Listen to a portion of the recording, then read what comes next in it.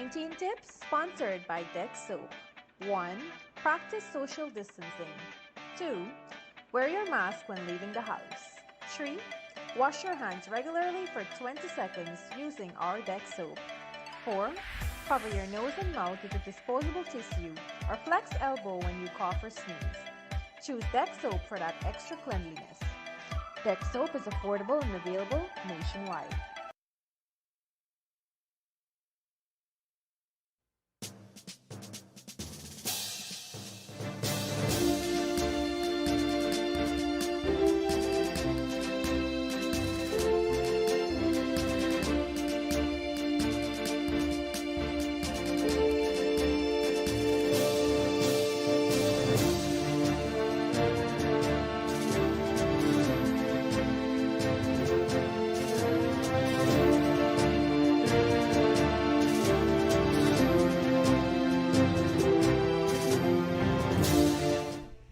It is 13 hours 1 in Guyana and right across the Eastern Caribbean. It is time for Wake Up Guyana with senior journalist Leonard Gildarie for this, the final day in the month of August 2020, August 31st, 2020. It is Monday, and of course, we hope that you would have had a great start to your week. So, good afternoon to you, Leonard Gildarie, and over to you.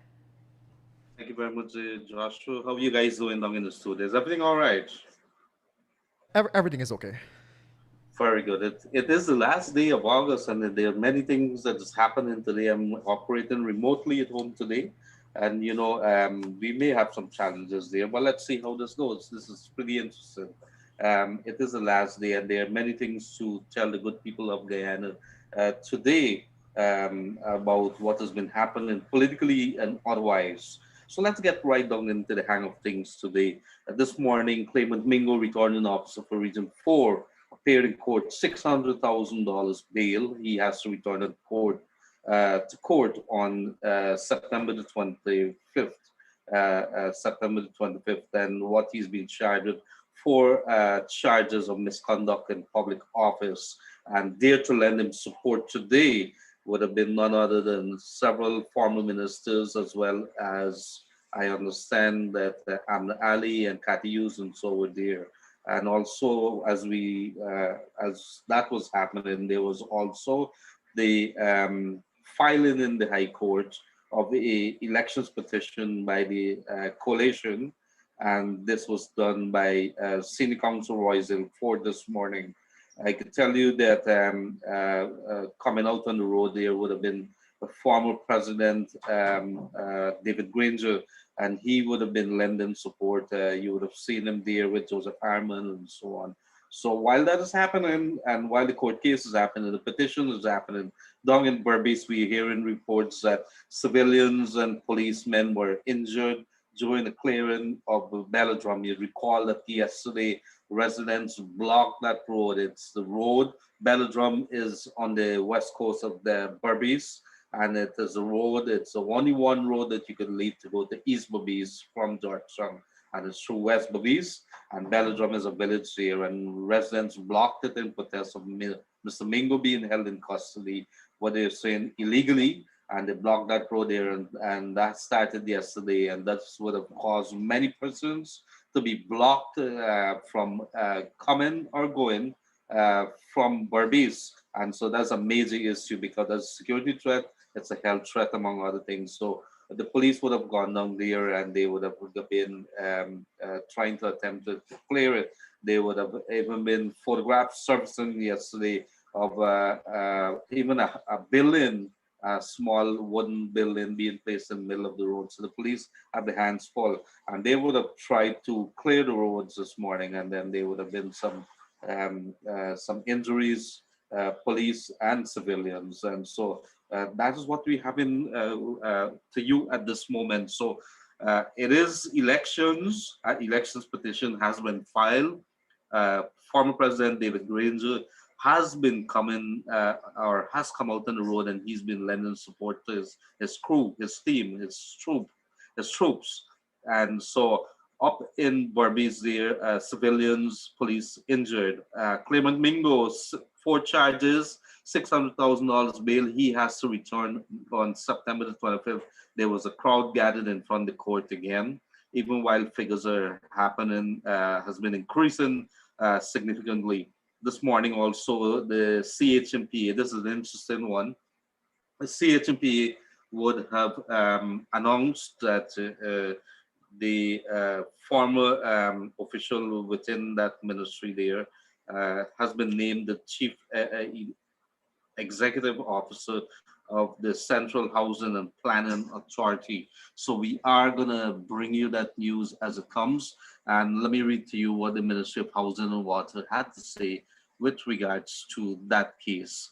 And so uh, uh, the Ministry of Housing and Water wishes to extend heartiest congratulations and welcome to the newly appointed Chief Executive Officer of Guyana Water Inc., Mr. Sheikh Bash. The Ministry of the Sister Agency, Central Housing Planning Authority look forward to working together for the further development of the sector. Mr. Bash brings with him a wealth of knowledge. Having served in the sector for a number of years, he held the post of Minister of Housing and Water from 1998 to 2006. He also served in the capacity of CEO of the Guyana Water Inc. from 2012 to 2015. He has a bachelor's degree in management from the University of Guyana and also in management. He served as a lecturer of the UG and an executive in the private sector. You will recall that he was sacked by the coalition government when they came into office in 2015. So we are going to continue to bring you those news as it develops. So with regards, so we come on to the news now, what is in the Kaieteur News front page today, because we want to have open in a very short while the stories and the lines, we want to have that open. But let's go straight into the stories, what Kaieteur News today, August 31st. We would know that tomorrow is when the National Assembly is supposed to meet. It's going to convene the first parliament, the parliament under this administration, the Irfan Ali-led administration. And so we apologize if we are going to come to you with some issues with the net. I'm operating remotely from the studio, and we've seen some issues there. No control of ours, and that is to be blamed on the internet quality. So we go straight into the Kaieteur News today, and what is saying? Chalkman drives himself to the hospital and dies, and this is a very sad story. Somebody from the I think the East Bank, Craig or somebody there, would have had an altercation with somebody who parked the car to cross the road, and when he came out to talk to that person, they had an altercation, and that person would have died. And so it is. That's what we seeing right now. And so international lawyer says ExxonMobil desperately needs Guyana to improve financially. To improve financial standing after losing 184 billion in 6 years. Senate EPA on leave at this critical junctures on wise civil society. Mom furious after newborn infant is left with a hole in his hand at the New Amsterdam hospital. Sad story. There need to be some answers with regards to this. Accusations of fake certificates presented. Soko investigation writes to U.S. University asking for an explanation. She says that she applied, she did the course, and then has no explanation. You recall that Soko was the organization that would have been the one that was carrying out investigations against the former or what would have been the opposition members in 2015, and a number of them, including now President Irfan Ali, was investigated, was charged. And so Soko head, or the acting head, Ms. Padmore, Aditi Padmore, would have been in the news last week after it was discovered or came to light that a certificate that she tendered, that it was not above board, meaning that it seems to be forged, or it didn't look as if it was authentic. And she's saying that, I did the course and therefore I want to have some explanations. What would have gone on there? So we are going to continue to bring you the development with regards to that news from Soko as we have it there. Government retains 3 APNO FC appointed REOs, appoints 6 others. This is interesting because you would have heard news of the consecutive government sacking people. And so we have to continue to look at the story here, because the coalition in opposition now is accusing this government of doing exactly what it did in 2015. At least that's the story that's coming out now. Mingo's detention lawful, Attorney General Leonard. He refutes Harmon's claim that charges were trumped up, and so this morning you'd recall that matters moot. We can't discuss it too much because Mingo is in court at the moment, and that matter, he's innocent until proven guilty. However, he has been charged 4 charges of $600,000 bail. So Belladrum residents use Old Shop and car to block road in protest of Mingo's detention. Interesting news there. And so that is what we know so far. I'm going to try to bring you some of the comments, what would have been coming out here with regards to that. You just bear with me here because I don't have my assistants with me. But we are going to try to bring you some comments that has been coming out with regards to the elections petition that was filed today. And there's some persons who have been very critical of it, saying that it brought out some interesting talking points when it comes to this elections 2020. So let's have a look at it. We are seeing. Let me pull it up here for you guys. 1 second. And the internet is coming and going. I don't know. And let me read what Kaieteur Radio would have said. AFC APNU lodges election petition in the High Court. The AFC APNU opposition has filed an elections petition in the Georgetown High Court. Court documents a petition which was lodged this morning at the registry of Supreme Court listed Kaieteur and Heston Raymond Boswick as the applicants challenging the results of the March 2nd general and regional elections. According to the document, the applicants have asked the court to determine, among other questions, whether the elections have been lawfully conducted or whether the results have been or may have been affected by any unlawful act or omission, or in consequence thereof, whether the seats in the National Assembly have been lawfully allocated. Former President David Granger and opposition leader Joseph Harmon, Cameron Ramsden were among those, the crowd of party supporters present as the petition was lodged yesterday. Today, over the past 5 months, the APNU FC coalition has contended that the elections held on March 2nd lacked the credibility and legitimacy. The coalition has claimed that thousands of cases of fraud, voter impersonation, irregularities, abnormalities, and discrepancies which were uncovered. On the basis of the claim, the parties contended that the current administration was sworn in on the basis of fraudulent results, and that is therefore an illegitimate government. And so that is a story that's coming out there with regards to that. So big news today.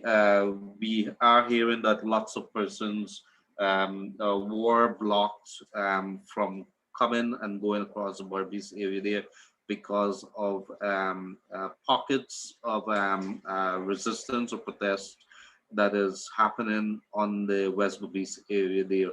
There's been some calls from various party leaders, coalition leaders, for this to be spread across the country. We have not had any reports of that. As of now, we know it's the West Berbice area. And so claimant Mingo, returning officer, controversial returning officer, who have been accused of presenting 2 sets of fraudulent declarations, was slapped with 4 charges this morning. Misconduct in public office, $600,000 bail for him. He is to return on September the 25th to the courts, to the Georgetown courts. And we have 3 more GCOM officials are expected to be presented in court very shortly. If it does not happen today, it will be very shortly. Civilian police injured in the clearing of Belladrum protest spots. CHMP has a new CEO, and it's no other than former minister and its former CEO, Sheikh Bashi, is back at the helm of the at the CHMP. Sorry, is it CHMP? I think it is. So we are going to bring you that story. Let me try to get back to the details of that. But in the meantime, let me see. He's GWI, my apologies. He's gone back to GWI where he was, and the petition has been filed. I don't know We would want to open the lines today to our people, and I'm going to ask Raj. It is 226-7453, 226-7453. Or is it 225, Raj? I don't have my paper here. But Raj, let us make sure that we have those people, that they are able to be able to come online. And the number that you would text us 6222222. And so over to you, Raj. Do we have any callers on the line at the moment? So let us no. So we don't have any callers, and so in the meantime, let me tell you, this morning we would have had, and we have a commitment. In the meantime, while those numbers are coming through, we have a commitment from this morning. I spoke to Dr. Vindhya Prasad, and she's no other than the Ministry of Human Services, and she is saying that she's going to be on with us here in room 592 and Kaieteur Radio on Friday evening. In the meantime, she would have met with the media this morning, and she's indicating that there are a number of things that they're looking at with regards to improving. She understand that there is a big backlog in the number of cases that people would have applied for pensions and so on, and they're trying, and social assistance and so on. The pensions would be government, and the social assistance would be the ministry, and she's trying to clear that backlog. But she's going to be with us here on Friday. In the meantime, what we could tell you is that she would have unveiled a number of initiatives from the government, which is going to see healthcare workers and others receiving assistance. They would be talking about not only healthcare workers but policemen and all prison officers and so on, the frontline care workers that would be having problems, and they are coming out to do some assistance there. So in the meantime, let us go back to the lines. Is there a caller on the line there, Raj? Do we know? So while we are trying to get through with that there, yes, please put to the person. Yes, good day, caller, you on the air? Good day, sir.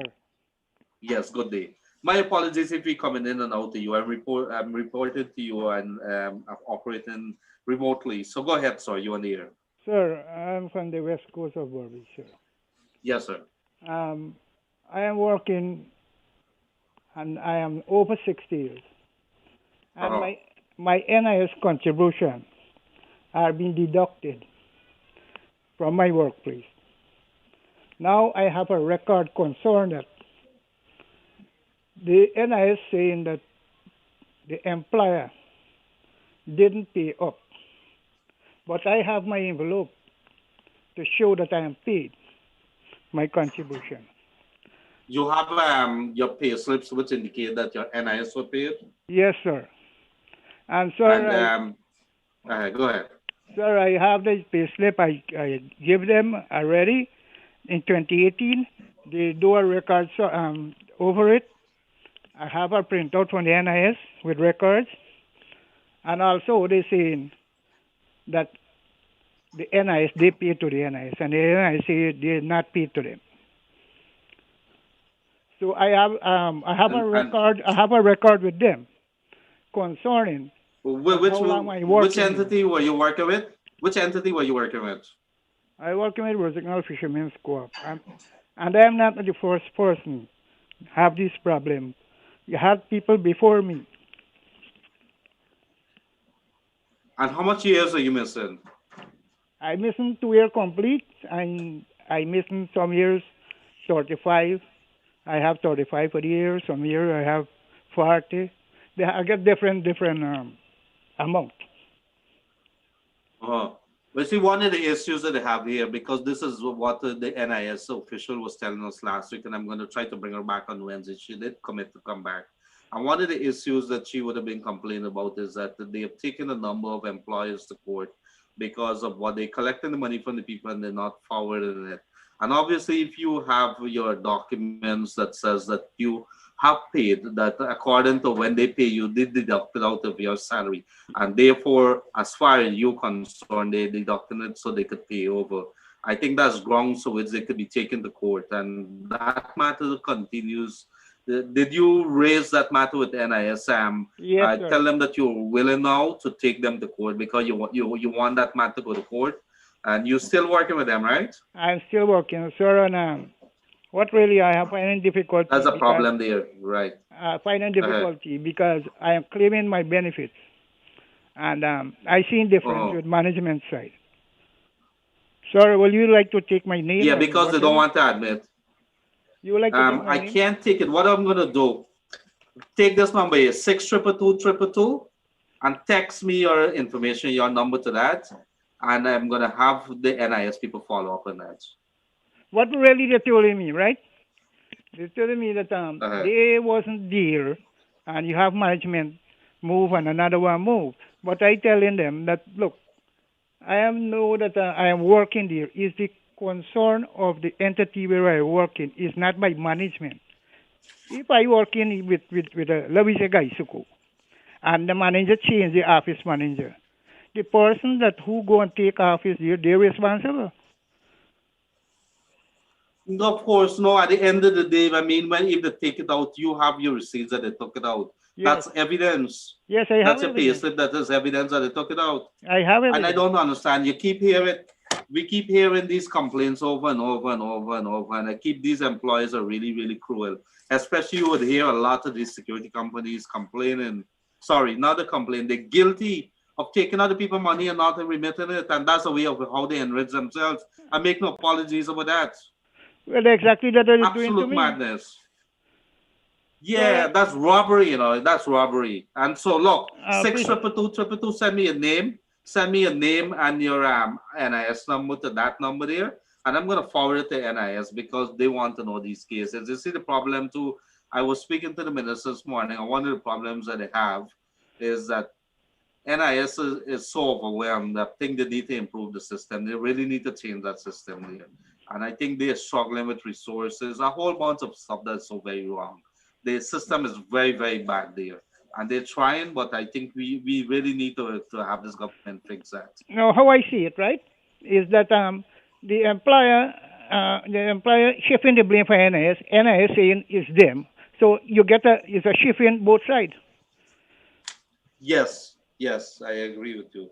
And I'm gonna bring the lady back, but send me the text to the number 6222222, and I'm gonna try to forward it to them and see whether they can call you or so. She did promise me to look into these matters.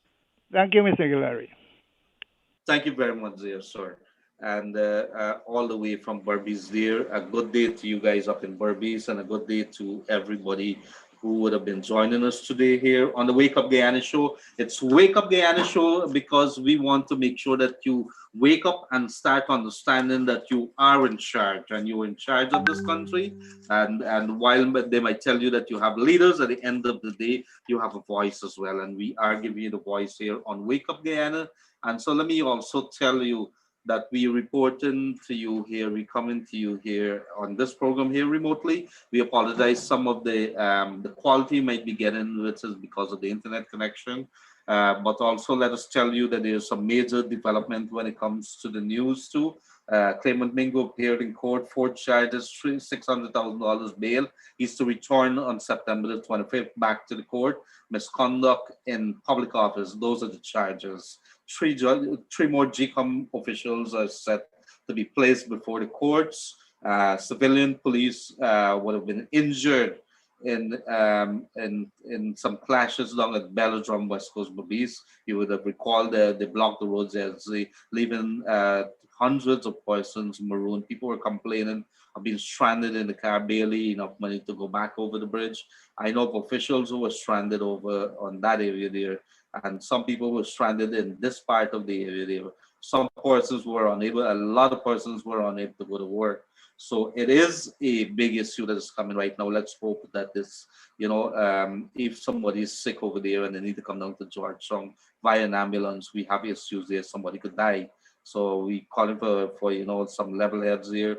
The police have to do their job. You cannot hold the entire country at ransom just like that. There's many ways to protest and so on, but we have to ensure that we don't do it that would endanger the rest of the people in Guyana. So thank you for joining us wherever you are across this beautiful land of ours. I want to say good day to the minibus and the car drivers. How you guys doing?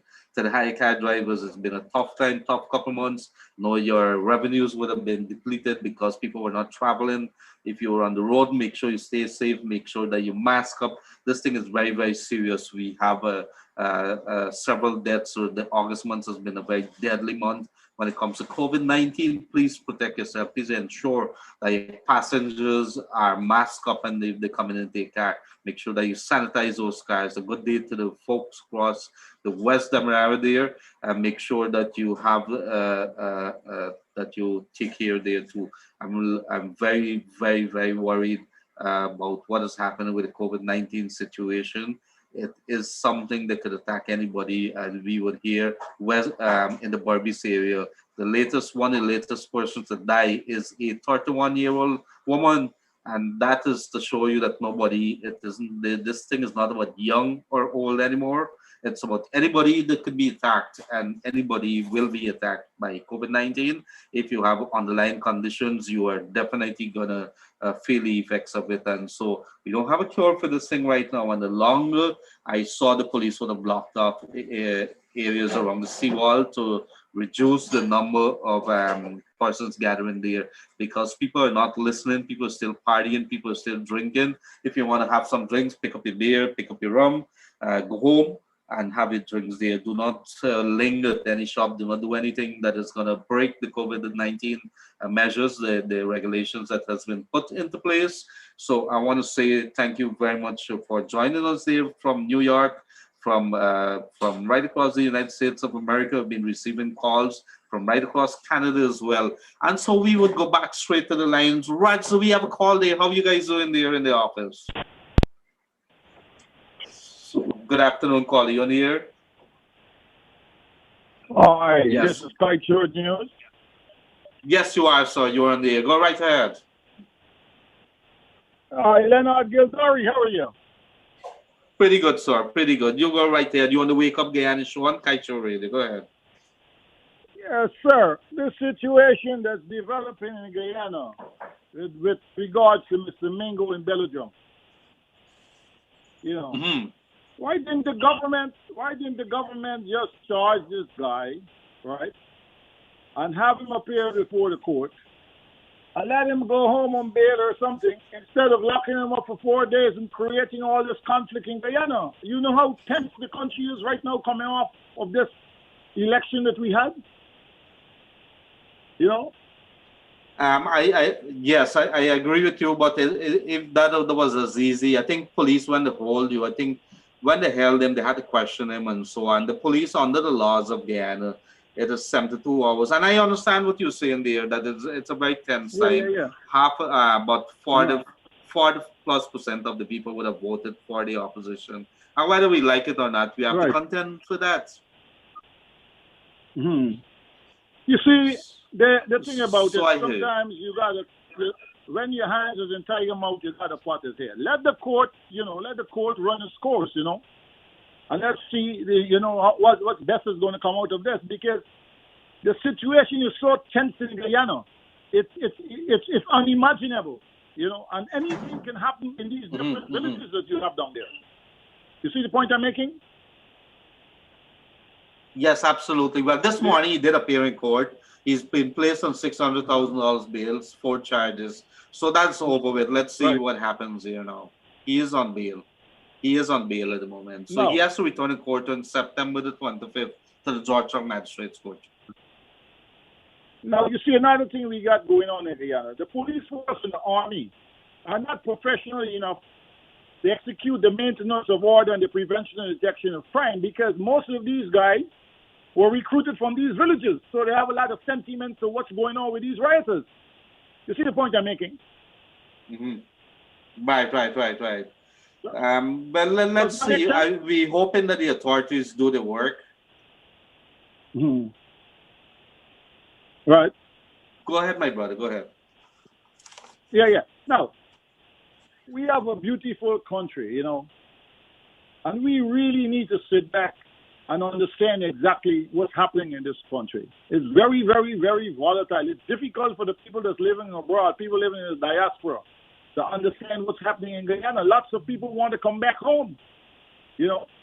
And we need to be there to support this government or any other government that's in, that's in power, you know. Absolutely, absolutely. You know, we want to come let's back. see what happened. You know, this country, like I was thinking, and you're so right, sir.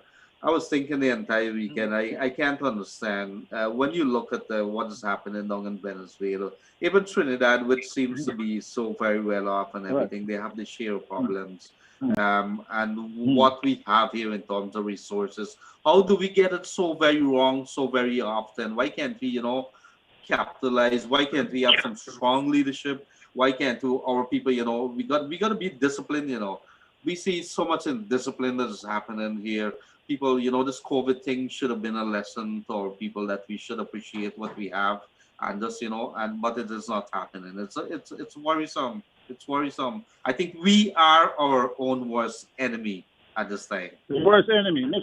Mr. Gildarie, I just want you to know, and I want the Guyanese public to hear this. This COVID-19 is not a joke.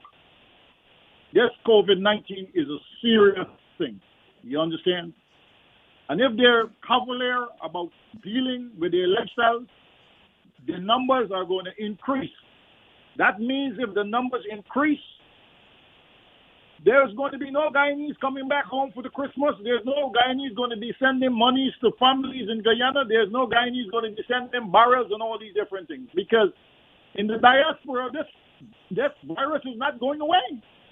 Not only in America. Look at what's happening in England. Look at what's happening in the Middle East and all these different places. Well, let me tell you something. Based on and that's an issue I would want to say to all Guyana right now. Based on I've been talking to several experts and so on, and people who are within the system.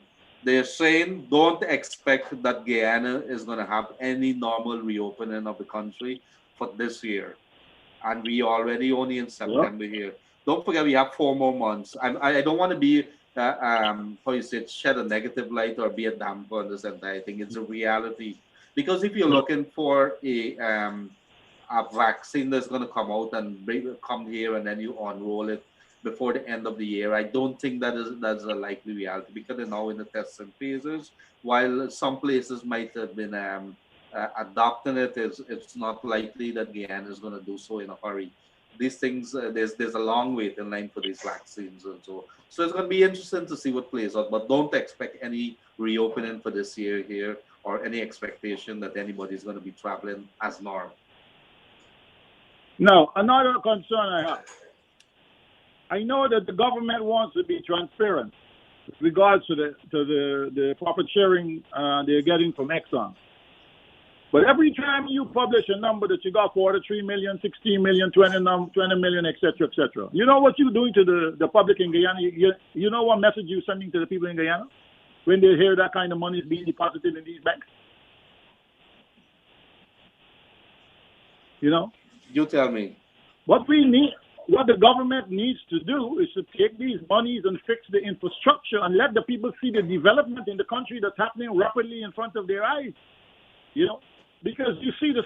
But let me tell you, they can't just they can't take this money just like that, right? Under the regulations and the agreement is that these monies have to be spent based on agreement with a number of stakeholders. There's some very strict monitoring of how the monies or oil proceeds are to be spent, which I fully agree with. You don't want it. You would have seen examples from overseas countries where oil money ended up in somebody's pocket. I got you. So you're saying that you have a strict compliance with regards to how this money has to be spent? No, listen to me very carefully what I'm saying. I'm saying that based on the agreements and the way forward with how this money is to be spent, the sovereign wealth fund, where this money is being placed into, there is very strict rules, how it is to be spent and how it's to be approved. There's several layers that would have to be involved. I think Parliament. There's likely to be a parliament component in this entire thing, which I fully agree with. Because if you look at the examples of what would have happened In other countries, it's recommended that you don't have the government of the day or whoever it is making decisions to spend these money. We've seen it in the past how monies have disappeared and you don't have very little account. And if you're talking, I think it's about $150 million that we have in this account right now. This is US dollars. Right. So we got to be very careful, very strict rules with it. Okay, I'm sorry for my ignorance with regards to the. No. It's okay. It is good that we should remind the people. We should remind the people how it is, and we are going to be paying close attention. There's so many things that we learn, and right now, you and I and everybody else in this country, when it comes to oil, we're a relatively new country. The good thing about it is that we start having the conversation now when it comes to how this oil deals. How the monies are to be spent, what kind of deal we should be having. It's good that we nip it early in the bud than for wait 20 years from now and say we should have done this. Trinidad has a problem. Trinidad has 100-year experience in oil, and they have a serious problem. I was looking at the news last week. Trinidad has no foreign exchange or very little foreign exchange because the country's economy is in shambles. Here the issue is now, if we could be able to see the problems that we have, and we could deal with it. Mr. Gildarie, Trinidad has no oil. There's nothing left in the ground over there. There's nothing left. Trinidad economy is in shambles. They have some gas. They have some gas. It is. They have some major problems here. So guess what? Guess what is the problem that we have right now? And I love Trinidadians. I got family living there and so on. I have a lot of friends. The problem is that you have a lot of Trinidadian companies here, and they're taking out the monies. And the bank again is going to tell you that. They don't want, people don't want the story to be told. When you look at the number, the amount of foreign currency that's being sapped up in through the system and being taken back for them to use it in their country, that's one. Two, if you look at the number of Trinidad companies who are involved in the oil business here, it gives you a very clear example. We need to get our act together and have the money stay here. We need to educate ourselves about this thing, because when we're talking how much oil is out there, 10, 15 billion barrel, and you can't benefit from it, what's the use that you have it there? You are so correct. I want to take you to the next question. This Ponzi scheme that you guys got in Guyana there, right? You know that these Cubans that came into Guyana and orchestrated that Ponzi scheme, I don't know if you guys are aware how they got that money out of the country. That money is not out of the country. That money is right at the Cuban embassy in those pouches that they have there. Well, I'm not sure. I can't put my name on that. I know that the matter is before the court. You see, one of the problems we have a very stupid and I almost use the word stupid. We governed here by the British legal system, meaning if there's a matter before the court, you can't really comment on it openly in the media because they could accuse you of trying to sway the case in a particular direction. So while new evidence might be coming out and says where the money is or something like that, that has to be introduced during trial. That's the issue that we have. Right. That's a stupid issue that we have. Before I go, Mr. Mingo has been released on bail, and you know that he is not the principal with regards to the electoral fraud in Guyana because there's bigger heads that's involved in creating that mess. Let's hope that Mr. Mingo, right, if I was the prosecutor, I would give Mr. Mingo some security. Because if anything happens to Mr. Mingo, he's not going to become a state witness. Well, it's something I think if Mr. Mingo is so believes that he might be in danger, is something that his lawyer would have to apply for. So let us see. I don't think that matter has been raised. Mr. Gildarie, this guy should be placed in the witness protection program. You see, because he's an accessory to the crime. He's not the principal. I agree with you.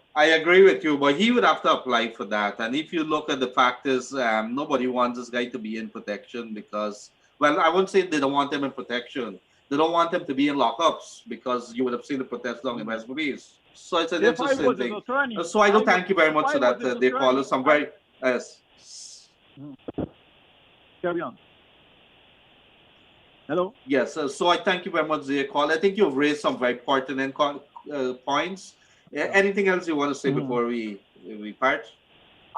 I just want to give my regards to the Guyanese people, and I just want them to know the people in the diaspora have been supporting them, and I will continue to support them. I will continue to support any government that goes into power in Guyana. And I want to give my regards to Kaieteur News for staying on the air, during this controversy, and continue to bring the news to the people. So give my regards to Mr. Glenlal and all the staff of the Kaieteur News. And give my regards to Raj. Let him know I said namaste. I will tell. I definitely tell him. He's let Raj know that I just came. Side of the control. I'm operating from home today because we have some. Yeah. Carry on. Yes, I definitely tell him that. So thank you very much, J.R. Where are you calling from? The United States? I actually came back into the United States, and I'm very happy to be back home. I was supposed to come to Guyana tomorrow, but there's no flights coming in. There's no flights. Right. So all right. Well, thank you very much, caller, and I do hope that you when you come back here, you come check us out at Kaieteur News. So definitely. do have a pleasant rest of the day, and thank you for coming through. You've raised some very important points. Okay, great. Yes. Thank you very much, dear sir. Alhamdulillah. Thank you. Bye. Yes, thank you very much, dear. So all the way from overseas there, that's a good caller there with many important points. And so I must tell you, there's a couple of things that I would want to say to you before it gets out there. This morning, the reason why I am operating from home is that this morning, after more than a week of after being tested 2 Wednesdays ago, I would have been called by the doctors, a doctor rather, who indicated to me that I've tested positive for COVID-19. You recall a couple of our staffers who would have tested positive. We would have been, we're not sure. I've been ordered to ensure that I isolate myself, which I've been doing for the last couple of days. And so I apologize if I'm going to be operating from home, and the quality might not be so very good, and I'm a little worried. While I've been feeling a little funny, it is, I've been taking my vitamins, I've been drinking liquid up and so on, but I worry for the people who might not be so healthy, who might have underlying conditions, and I want to take this opportunity. The situation, I'm going to stop. Let's don't take any calls right here because this is Gildarie. Gildarie is going to be operating from home. So good day, calling on the air. Yes, good day, calling on the air. Hello. Hello. Yes, good day, calling on the air. Yes, go ahead. Gildarie, this is very hard without an expert. Yes, good afternoon. Good afternoon. You hearing me? Yes, good afternoon, ma'am. You hearing me clear? Yes, I'm hearing you. Go ahead. Gildarie, I'm so happy to get through with you today. Yes, Gildarie, I'm hearing you clear. Go ahead. It's very hard in Essex Coast. You got a man by the name of Fitzroy Frederick. We never had a home. Ahead. We never had a home. I know me that's still in the back dam. And me build a home just flat on the ground with wood slab and piece zinc just to cover me and my children, and my man was sick. Right? And now this man says ancestors land, and now he want to put we up. He said this land belongs to the Negro people then. All right, what I'm going to give you a number for our reporter up in Kaieteur, in Escobar right there now. And I'm going to ask you to give him a call. His name is Romario Blair. And so you could give him a call right now and ask him to look into this matter for you. 654-1700 is his number. 654-1700. Tell him that you spoke with me and ask him to 1700. And so I'm going to ask you to call him right now. 654-1700. You got that? Yes. Yes, ma'am. His number is Romario Blair. Tell him that you spoke with me and ask him to look into this matter right now. Thank you very much. Thank you very much, dear, ma'am. And I hope that everything is safe. Keep me posted. Okay. So I'm going to ask Raj and I'm going to ask Joshua to not take any calls right now because what I'm about to say to you, it is very, very serious. I haven't spoken to my bosses yet with regards to what I'm about to say. I've taken it off on my own. The situation with the COVID in Guyana, I've been looking at it very closely. It is a very serious situation. As of now, we have more than 1,500 tests. Let me put some figures to you. In August alone, 1 in every 4 persons who were tested, this is based on the analysis of Kaieteur radio, and 1 in every 4 persons who were tested were positive. And this is only for the persons who were tested. There are many persons who are walking around have absolutely no idea whether they have it or not, and they probably would be infecting persons. So you might have people who are going on and just, passing it. And we have a very cavalier attitude. We have minibus people, we have taxi people who might have it, and the only way that you could really protect yourself is by doing what is only essential to you on the road. If you do not want to take the necessary precautions, think about your family, think about your kids. I haven't been able to touch base with my daughter. My daughter's 11. I love to hug her. I can't. My kids, I can't touch base because they're staying far away from me. And that has been going on since I tested positive. I was getting some headaches and things like that. I feel fine otherwise. Some sleepless nights sometimes. I've been using my vitamins, lots of juice and water and so on. So we come back to the numbers. We have 1,500 plus tests, which is in backlog that they have right now. What I could also tell you is that mine took more than how much it is. This is 2 Wednesdays ago that I tested at the Horstellan Health Center there, and it's only this morning on a Monday morning that I would have been called. So this is how serious it is. We have absolutely no idea what is happening. That's because the system is overwhelmed right now. I think many areas you're seeing spikes in many areas. So I am appealing to you guys. So this morning, I was told that I tested positive. I'm not afraid to bring this out, or I have absolutely no reason why I should be hiding it. I've been ordered to stay locked down in the next maybe more than 10 days, and then maybe at that point in time there could be another test. And so I'm going to be stuck at home here. It is a very tough time for me because I'm a hands-on person. I like to get things done. But we are where we are at the moment. We have to ensure that we don't take this thing as a joke. If Gildarie is telling you that, you should really take it very, very serious. So let us get our acts together. I see people, even some of my colleagues, from time to time, I say, hey, you need to wear your mask. You need to do things because we might take it that it's happening right next door across the next village and it's not affecting us. It affected us right home at us when 2 of our reporters were tested positive. And the tests are taking so long because we have limited capacity to do so.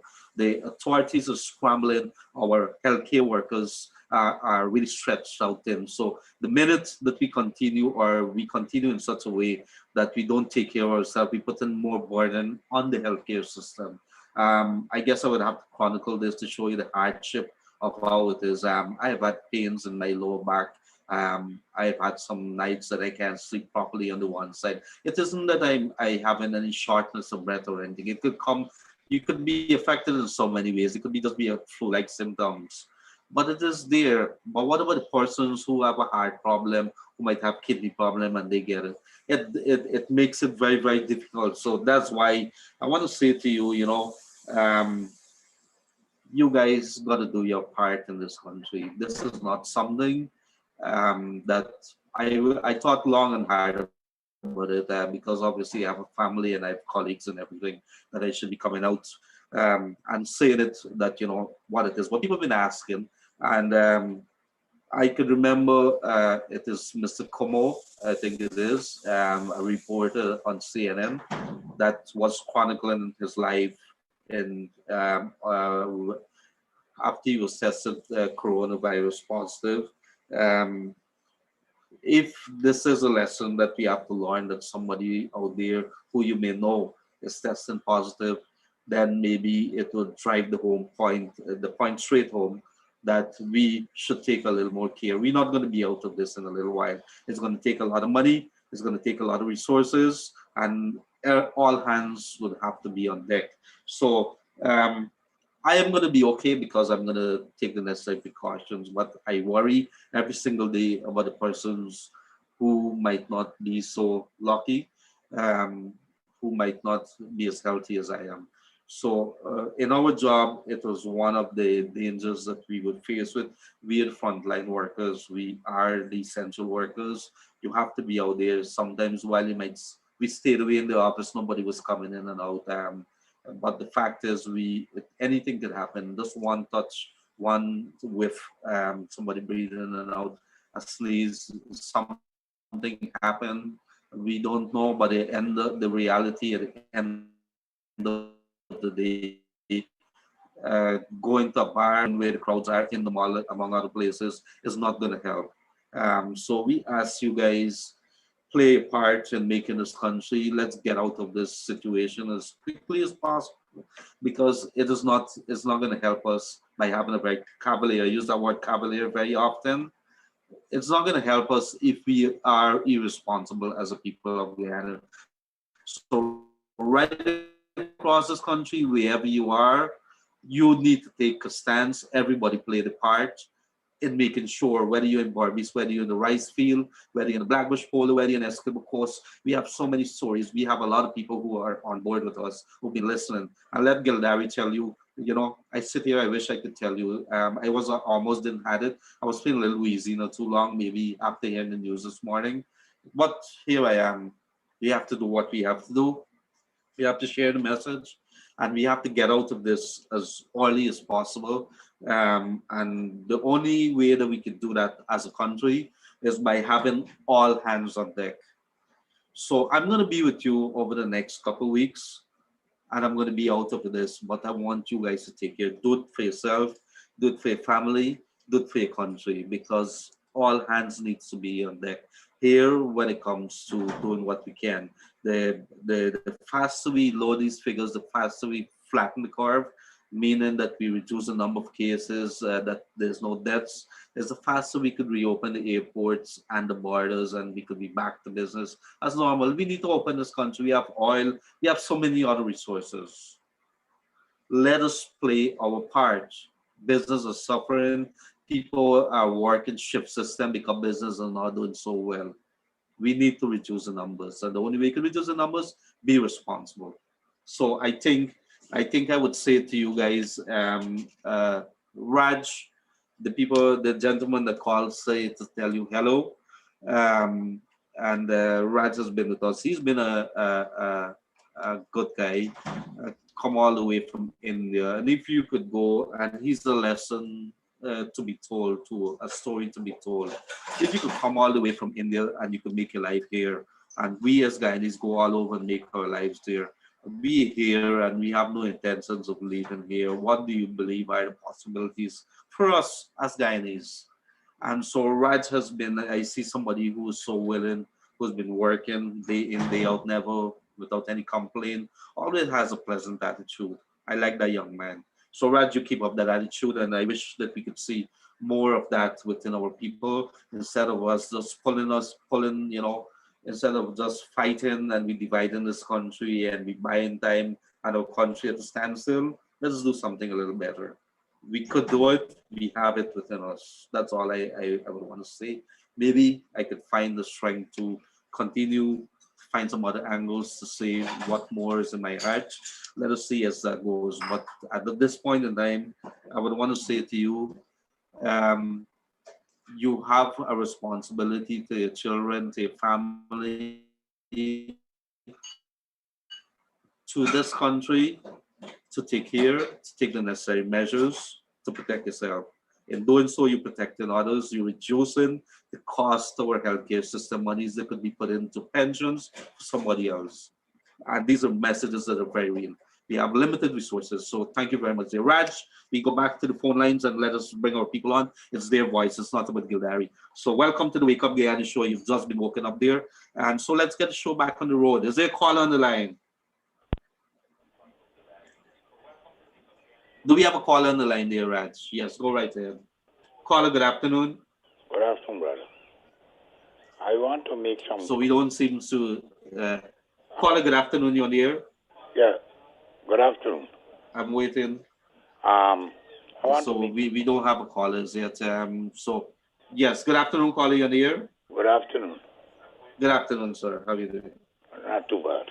I'm sorry what I hear about you, man. Yeah, man. I'm very sorry. We have to do what we have to do. Yeah, listen to me. I thank you for that. I want the Minister of Works to come and investigate that CI housing scheme. Before Air Fund went hearing, they may not do the and the people them move all the machines. They're not pitch nothing or anything. And I want them to investigate whoever get a contract. You by Swami School when you come in at the middle entrance. And the next thing, the people that are wear masks, and they must pay a fine. You understand what I'm saying? Hello? Yeah. Let them pay a fine. And let me tell you something. The young man, when you talk to them, they might tell you nothing like that. The people are fool people. And some lady had to tell them what kind of nonsense they are getting out of it. And who you think them is some Venezuelan people that will rent out at the back. These are the things what happen. And then the NDC not paying no attention. Look, them at dig this trench at the back. The culvert will carry the water the river. They by Swami School on the public road. Yes, they have mile in the rain, me want go for see what going. And since then the guy dig me said, no brother. Well, he had a black engineer guy in there. And I talked to him. I said, you cannot pull the earth. If you pull the earth, you go straight in the coker. And you go black up. So what you got to do is to brace it up. I'm going to show you. Brace it out. And then they can put it in the truck. And the NDC also don't care. NDIA run the thing. The NDC is supposed to go and see, well, you know, this thing we want or this thing in the trench. And I don't know what these people are really about. I don't know, brother. Well, I think one of the things, let me tell you about I would have been listening very closely to what the ministers would have been saying. And you keep hearing this from different ministers, but let us hope this time around that I think they're very serious. I would have had engagements with Minister Juan Edgel and Mr. Leonard in there. And one of the things that they're insisting, which a couple of the ministries have been insisting, is that when you have people within your area, I think he was in Leguan over the weekend. Yeah. And what he told them is that we want to post the bill of quantities onto the wall of the particular areas that you could be able to see as a person, as a citizen, as somebody who's living within the area. What is it that is really going on there in terms of the works? And so we have to not allow contractors to be able to tell us what they want to tell us. I could tell you a story, and if you just bear with me. I used to live in Parfait, and a gentleman, I don't want to call the contractor name, but the contractor is still around. And that contractor was building my road. And I was going, and because I had taken some pictures and written them up, and I think one of the guys know me, they know where I was living. And they allowed the car to pass in front to go into the street, and then they blocked the road. So I said, why would you do that? He says, well, I got to go through the other street or park my car on the road. And I got very upset. You know, I was a little younger then. And I took the whole barrel and everything, kicked it into the corner, and I drove past it. That road broke up after 6 months. Yeah, that is of these people. But I'm saying to you, if he can get 1 hour of your time, and he can come, and when he come here, he can see the road what I'm going to do. That throw rock and a roll them and a dig parapet and everything. And after that, before Mr. Irfan's hearing, the road stop, and whoever the contractor, get him and jail him. because they can't get free money in this country no more. You understand what I'm saying? Oh. You understand what I'm saying? All right. Their office number here is, I think, yeah, very, very clear. Their office number is 226-1875. That is the Ministry of Public Works. 226-1875. Call them and see when is it the public day or wherever it is, and maybe you could be able to get a message to them to come to CI. And because that is something that's very serious. If you take my phone number and you give them, me not have a problem with that. Once they call, I will be out here. You understand what I'm saying? Text it to me. It's 6222222. Yes, 6222222. Text the number for me and let us take it from there. No. Call up to you. I mean, I over text, man. All right, brother. I mean, I over text. Okay. All right. I'm gonna have to ask. Let me see. All right, give me a call afterwards. Call the boys. I'm down at Kaieteur News. They're gonna give you my number and call me afterwards, and I'm gonna take the information and pass on to them. Yeah, and they want the government put a serious thing to this COVID-19 because these people, they don't care. If you see them on the road, and I tell you something, there's a lot of young people. The most of the old people, you look, I went to market Saturday. It's actually all the old people and got on their masks and they do them buying. They're not try to jam people, they're not touch people. You try to buy your things and go home. And if you see young people without masks, brother, the government got to put something in place. Because let me tell you something, this COVID-19 not done with that, you know. When we are telling you not done. No, it's not going to done. I'm telling you, the numbers, and everything comes back to the bottom line, the numbers and the trends and everything. Once you open a port, whether from store or back, let me tell you something, somebody got come with it. Because look at the whole world makes what outside news. And I see all of myself. Watch. Germany, we got 400 dead. And them open back. You know, I had to close because what make? Somebody bring up on somebody. New Zealand had 400 dead. Somebody bring up on somebody, government had to close the place again. You understand what's going on? Well, that's the reason I tell these things are not going to finish. But what the government had to do is put strict measure that people, when they catch up on the road and this from chop them, almost shut down. All this from chop. Because there where them go and them drink. And you know who got them and who not got them. But look, me a pensioner. And me, I tell you, me, I go shop in my mask. And me, I see some people, they shop and supposed to tell them out of the shop. You catch what I'm saying? Right. Put them out of the shop. Because people think that this is something like diabetes or something that, this thing is a catching something. Here, when this thing break out in China, I looking at my TV and I said, this is worldwide. So said, so done. Do you understand? So said, so done, brother. I know you see Trump a fight for open state and open this and open that and open school and open that. He, as far as I can tell, he done nothing. He I got kill all the people in America. Me tell you on. Because you see it. Elections is later this year. There's going to be an interesting look to see what happens. And the funny thing is, you got to look at the election. His politics is a strange. No, you got to look at the election. Yeah, it's going to be interesting. The system for like win because Hillary will show that he go win and so this man win. All that shock the whole world. Well, don't be surprised if he win again because guess what? Maybe he's talking a language that a couple of people want to hear. Yeah, I understand. But it's a very strange thing. Mr. Harry got to do something seriously put measure in place and deal with these people. Whether you're Indian, you're black, you're white, Chinese, Portuguese, I don't care. Because people but let me tell you something. Me want to go walk Mr. Stadium. Me not want to go. They tell me they don't mean to go. No, you can't go. No. So if it's not essential, don't do it. Yeah, my wife alone. But I do thank you. Just call me afterwards. Give me the number, and I can pass on to the people. Am right? All right. Let me get the number one before everything. Number 276. No, you want to give me the number? 276. All right. All right. Got you. Thank you very much. Yeah, man. Now we'll know number. I'll let it call me, man. I'm going to pass on. You can show them and explain a lot of things. God bless you. All right, bye. Yeah, buddy. Bye-bye. Yes, sir. Thank you very much. Bye.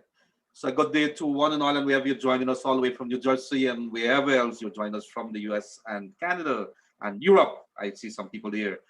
So we coming to you not only on Kaieteur Radio 99.1, 99.5 FM, or you could get us on Kaieteur Radio on Facebook, and you could also get us on Kaieteur Radio live stream on YouTube. So I want to say good day to all our beautiful people across this land. If you're in your minibus, if you are in your car, your taxi, and if you're a taxi driver, you guys be careful on the road. Make sure that you mask up. Make sure that your passengers are masked. Make sure that you do whatever is necessary to protect yourself, because this thing, this COVID-19 situation, this pandemic that we're facing here, it's a very serious man. And you have a right and you're obligated to protect yourself as well as others. So do the right thing, listen to what the regulations say, make sure that you mask up, make sure that you do the necessary cleaning and sanitizing of your vehicle. So good day to all minibus drivers, all taxi drivers, and all school teachers, all policemen, all prison officers, all healthcare workers. You guys have been doing tremendously well. And of course, to our farmers, wherever you're joining us from, I want you guys to take heart knowing that you're doing a very critical work. You're keeping us, you're keeping the food in our pots. And to the rice farmers as well, you guys have been working very, very hard. What about those sugar workers? They've been struggling over the years, one thing after the next. So you guys all strong. Make sure that you don't give up. We should never ever give up. You get up, you do things, or do what you have to do every single day. There's an old saying that I remembered over the weekend, which I must share with you guys, which is, don't expect to do the same thing the same way every single day and expect a different results. It ain't gonna happen. You gotta change things up a little. You gotta get up bouncing every morning. Our spirit might not feel like it, but for the people around us, let's get up with the energy and let's make sure that we do what is necessary. So there's a caller online. Good afternoon, caller. You on the air? Yes. Good afternoon, caller. You on the air? Good afternoon, Gildarie. How are you? Good afternoon. How are you doing? I'm Good afternoon, my brother. I'm a resident from Fowles, House and Stream, right? And I Fowles is on the east coast of Demerara. Yes, east coast of Demerara. I called last week to find out what this relief forms what they have in the country going wrong for people getting food stuff and money, right? But I don't know if it's legal or illegal, but the form is going wrong. I called into the Ministry of Communication to find out exactly what is what. I can't get through. I called the regional Democratic Council. I can't get through. The NDC, I can't get through. But you promised me that you were able to look into this matter. Yes. I did ask the minister. It's a very good question. The Minister of Human Services, Dr. Vindhya Prasad, had an engagement with the media in which I was there this morning, virtually, of course. And the question was posed to her whether there is a major project that is countrywide right now to pick up those numbers, pick up the names and everything. And she indicated that her ministry, there is in a very short while going to be some announcements about how they're registering and so on. Okay. We have her here on Friday and on room 592. So she's probably going to bring you some more details of that. But what is indicated is that they don't have a program running, that the database that they're using to put together the names of the vulnerables are the Ministry of Human Services database. I'm not sure, she wasn't able to make very clear whether the task force, the COVID task force is gathering something else, but apparently that maybe the ministries and so on, or the RDCs are gathering some names. Yeah. But to get some more details within the next couple of days, we were asking. But apparently the task force is doing something else. But the database that is been used, in which they're going to expand from it, if you understand. So you have a database with Gildarie and the guy from Fowles, And so they might be adding in some names because there are going to be some sugar workers who are probably going to be added to that.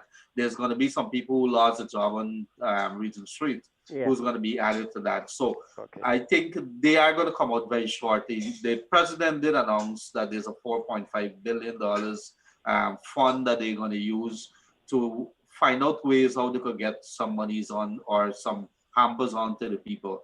The minister did indicate this morning, and I'm trying to rack my brains here. She did indicate this morning that there's several help that is going to be coming on, which is going to be for the vulnerable, the frontline workers, which I did outline a little earlier. But we are trying to get up those information. As of now, nobody's getting any help. They put everything on the hold. They're trying to get the whole list together and everything. So let us see how we develop that situation. That is what I know so far. You think this thing is for everybody or a certain type of people? It cannot be for the whole country. You don't have the kind of resources. You would have, because obviously Gildarie has a job. Leonard has money, or he has a newspaper. He's not going to be eligible.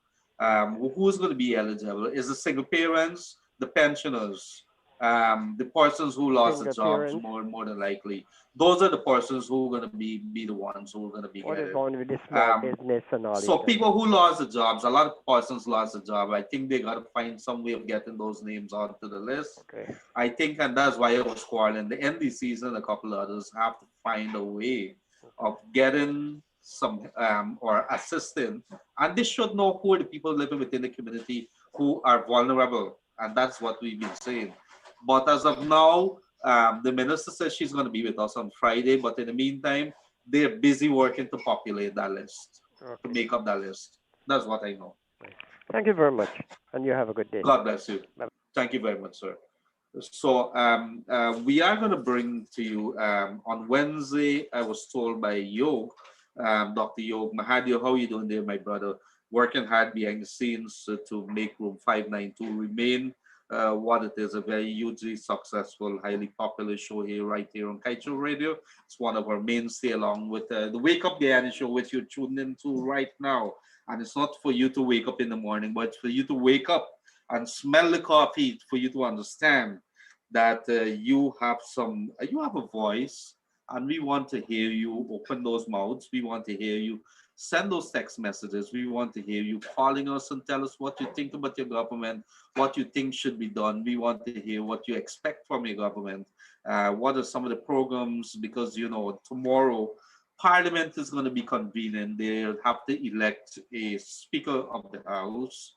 I understand they're going to meet on Thursday again. I'm going to try to pull up, let me see, I think it is the papers for the Parliament, and we're probably going to tell you what is some of the agenda. But they would want us very quickly as possible, because they've been working the last couple of days, the new government that is, to prepare a budget which is going to last us until December, and then next year you're going to have the full monty in terms of all the monies is going to be there. But for the next couple of months, they would want to have a budget in which to deal with COVID-19 and maybe get them through some emergency works, like you have some infrastructure work. One of the things that I would like to see, if somebody's paying attention, is the condition on these bank roads.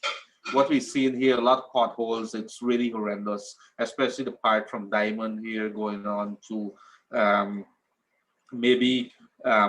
area there. There are a lot of potholes in the road, so that we really need fix. And of course, the sea defense and among other things. So they have to pass that budget as quickly as possible. And of course, pharmaceutical supplies, among other things, the COVID-19 supplies, they have to get money for that. So that is going to be happening over the next couple of days. And the Parliament convenes some more. The President, Dr. Mohammed Irfan Ali, is expected to address the opening of Parliament. It is going to be his first address to the Parliament as it convenes, and that is going to be done at the Ocean View. Sorry, my apologies. I keep thinking about that place here. I'm not sure why, but it is going to be at the Arthur Chung Convention Center on the East Coast there, where Parliament is going to be held, and there are strict precautions in place because of COVID-19, and they are going to be even the media are limited in the way that they cover it. is going to be going on. So that's going to be tomorrow, very early in the morning at 10 o'clock. And so we are going to be bringing you those details as it comes. But in the meantime, while I try to get you what is going to be playing out in Parliament tomorrow, I think I have it here. We are going to go back to the lines and let us see what our people have to say. Raj, do we have another caller in the air there? Yes. Good afternoon, caller. You're in the air. Hi, Leonard. Good afternoon. Good afternoon, ma'am. First of all, I want to wish you a good afternoon. I want to wish you a speedy recovery. I know it's hard Yes. with COVID-19 patients, so I just want, Yes, go ahead. Go ahead. yes. So, and I just want to say something. I just want to make a point. The government Mhm. started out, they have started out very well, and I hope that they will continue for the next 5 years to bring relief to Guyanese people. We have suffered in this country so long, and so I hope that they will continue to guide us all the time, that they won't just start out brave, and then when the race is near to complete, they boil down to nothing. Mhm. Mhm. Well, I mean, we would want to wish not only this government, any other government that goes into place, um, that it do well, because a government is supposed to represent all Guyanese. Everybody, But I hear exactly. what you're saying there, and I presume right. And so we have to, we have to continuously look to our government, hold the feet to the fire, and ensure that they do the correct thing. And we would want to see our opposition people as well, that they perform, that they represent the people. Because don't forget, at the end of the day, we may not have to agree with the politics, but at the end of the day, when you sit in Parliament, there are two sides to the house, and all represent all Guyanas. So the reality, we have to ensure that all perform because they were voted in there by the people of Guyana, and as simple as that. But I hear what you say. What another point? Um, I had once applied for public assistance for my on behalf of my daughter. She has three children and she's a single parent. And she wasn't granted that. They told us to go back and look for the father. Now, a man who's on drug, you don't have him around children. But then other persons who went in after us, they were able to be recipient of public assistance. Now it's very hard to upkeep three children on a minimum wage of $10,000 a week. So I just hope that whatever we give to people, we just look at everybody as a neutral person. No, and I think it is, I wish that our politicians, and this is not from one side, this is from all sides, that they could start looking and see that we are going to be different, maybe in our political makeup. But when it comes to this country, that it should be a oneness. I hope that we start seeing it that way and not looking for everything that is going to give us political mileage. Um, and it's something that we can only pray for. We can only Exactly. pray for it, and let us see. I hope that we have that political maturity, and that as we go forward. I remember seeing some photographs sometime back of the US, a man and his wife standing in the line. One is Republican, one is Democrat, but they're living in one house. Why Hmm. can't we, we could agree to be different, but at the same time, let's be tolerant as well. We And can. we have a beautiful motto. We are one people, one nation with one common destiny. I hear you. I hear you. What you're saying there, sister. And let us see whether we can maybe We push it. can We got to upkeep that motto. continuously. Let's see if we can upkeep that motto. Yes, I agree with you. I agree with you that let us see what happens. So Yes, thank you very Leonard. much, You dear. have a Okay. good afternoon, and you will stay safe as well. You and your family. Thank you very much, dear ma'am. Bye bye. So, if you're not joining us, it is the Wake Up Guyana show here on Kaieteur Radio, and we're coming to you live on Kaieteur Radio Facebook and Kaieteur News live stream on YouTube, and 99.1 in Demerara, Essequibo, 99.5 in Berbice. I want to say good day to the folks in Essequibo, in Linden. If you're joining us there, we have a lot of followers from there. and they have been tuned in, day out with us.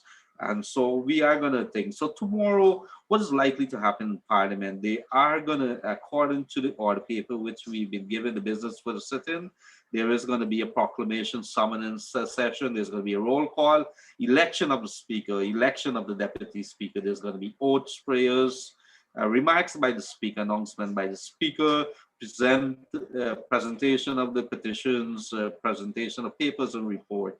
And of course, 2020 budget proposals for the constitutional agency and the parliament office, the office of the auditor general, the public and police service commission, teacher service commission, Guyana elections commission, the Supreme Court, the DPP, office of the ombudsman, and we have the public service appellate tribunal, ERC, judicial service commission, and the Indigenous Peoples Commission, the Human Rights Commission, the Rights of Child Commission, Public Procurement Commission. They're all going to be presenting, the estimate, the capital, their budget to be passed. This is going to be presented.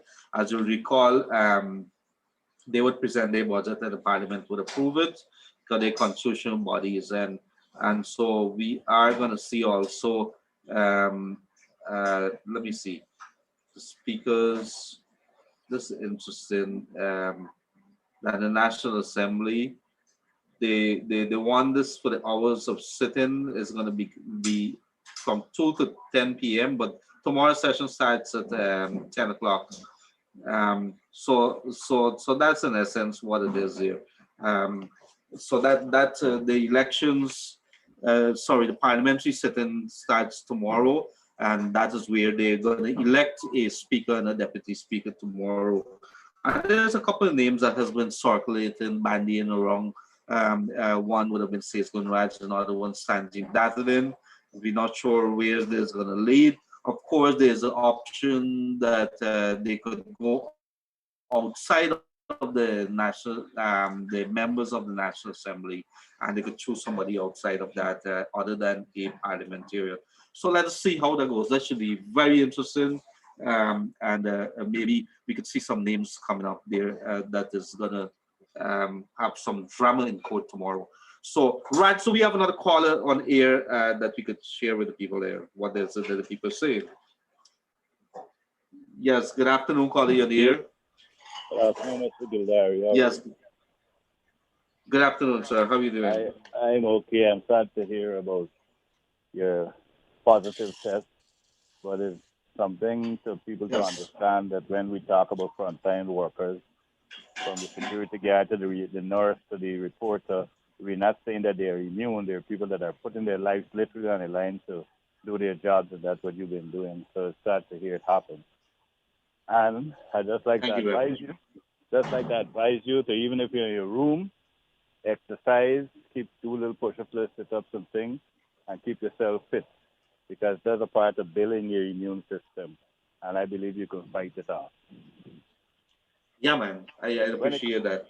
I do intend to hit on the treadmill in a little while. When it comes to Parliament, I would have loved to see Mr. Rhonda Lamb being elected as the first female parliamentarian, Speaker of the House. That would be nice to me. But that's an interesting one. That's an interesting one. Yeah, it is indeed troubling to see how we are still divided and how we as politicians work and in dividing the nation, thinking that's the only way we can rule. I understand that during political campaigning time, but now the opposition is literally a part of the government, and it should be a position where is taken to bring the people together, to govern together. I hope that the NDCs this time around work with the budgets they get and produce what they have to produce, and not send back the budget just because it's not a government that they're in favor of. And when it comes to the NDCs, I am hoping that some training be given to them, because somehow they're lacking in understanding what they're being elected for by the people. And so they should have a training from local government to teach them what is expected of them and how they should be doing their jobs. And I agree with you with that one. No sense we talk about enforcement and new measures that are coming up when our enforcement is lacking. The police need to start enforcing the COVID-19 measures.